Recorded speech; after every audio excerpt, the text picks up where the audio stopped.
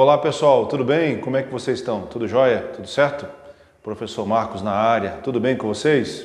Gente, hoje dando continuidade ainda dentro do assunto do nono ano, eu queria falar com vocês hoje um pouquinho sobre radicais.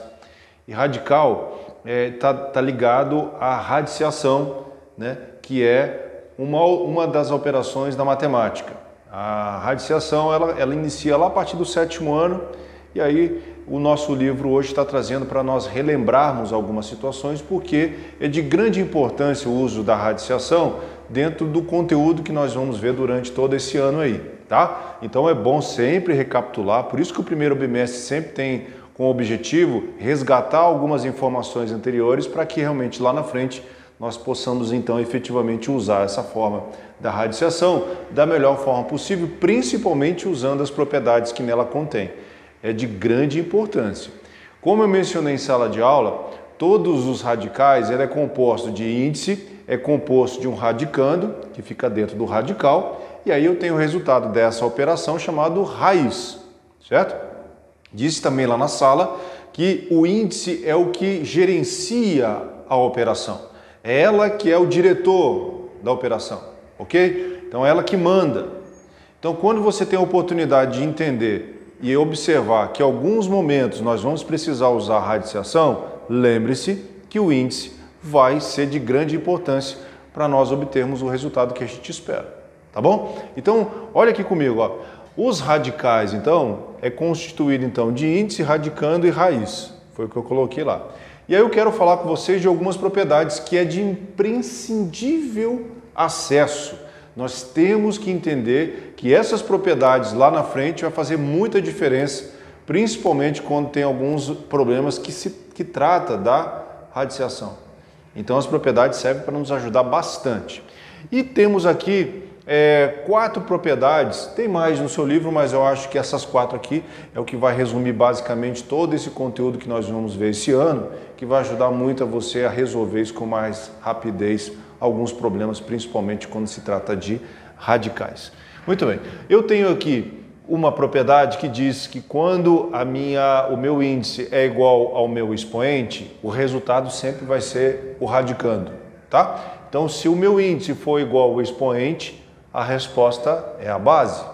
Então, eu coloquei um exemplo aqui, 10 elevado ao cubo, e se eu estou numa raiz cúbica, como o 3 é igual ao 3, então a resposta é a base. A base, no nosso caso, ali é 10. Então, essa é uma das propriedades que se mais utiliza lá a partir do sétimo ano, quando você realmente a introdução desse assunto, que é uma das operações da matemática que vai te ajudar muito, muito, muito mesmo.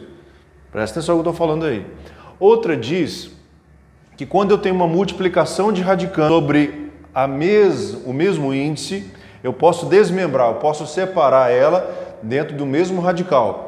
Certo? Então, se o radical aqui é n, então eu posso fazer raiz quadrada, ou raiz enésima de A, vezes raiz enésima de B. Ok? Então, se eu tenho uma multiplicação dentro do meu radical, eu posso separar esse radicando na mesma enésia, ou no mesmo índice. Essa é uma das propriedades. Então, eu coloquei um exemplo aqui, ó. 27 vezes 64. E ele está sobre raiz cúbica. Então, o que eu fiz? Eu separei raiz cúbica de 27, que multiplica raiz cúbica de 64.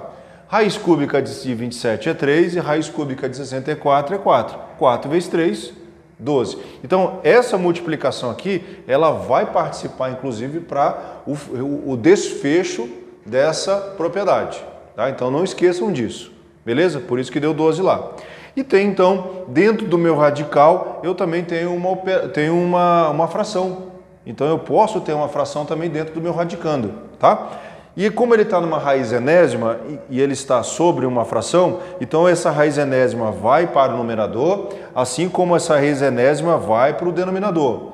Então, eu separei aqui. Então, quando você observar que algum exercício, ele vai trazer raiz quadrada de 15 dividido por raiz quadrada de 22, então eu posso pegar 15 e 22 avos e colocar dentro de um mesmo radical, porque isso faz parte dessa propriedade, certo? E aí o que eu fiz? Trouxe um exemplo aqui, ó, raiz quadrada de 49 e 81 avos. O que eu fiz? separei 49 na parte de cima no numerador e separei a raiz quadrada de 81 no denominador. Resolvo cada uma delas dentro da sua estrutura e eu obtive então 7 nonos. Então 7 nonos é a operação desse radical aplicando essa propriedade.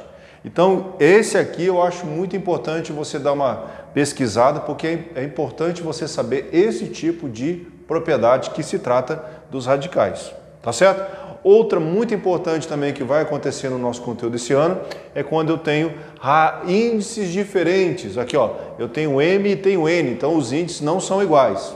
Se eles não são iguais, a propriedade diz que eu tenho que multiplicar esses dois aqui. Então eu multiplico sendo um único radical. Então se eu tenho radicando. Se eu tenho um único radicando, eu posso multiplicar os meus índices. Então eu coloquei aqui, ó, raiz quadrada de 16. Então, como ele está com dois radicais sobre um único radicando, eu multiplico 2 vezes 2, que eu coloquei aqui, 4.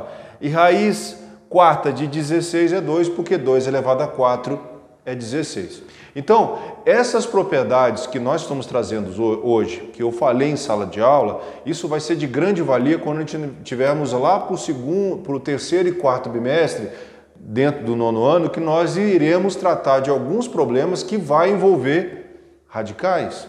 Então, como vai estar lá na frente, você vai, puxa, agora eu esqueci, então anota aí no seu fichário, anota no seu caderno, porque o livro vai ser diferente, mas que você possa entender que todas essas propriedades aqui, quando eu souber usar, ela vai me ajudar muito mais rápido a encontrar o resultado que eu espero, tá bom? Então, basicamente é isso, radicais, já falei na sala, qualquer dúvida que você tiver, eu estou à sua disposição, tá bom? A gente se vê na próxima. Um abraço para você. Até mais. Tchau, tchau.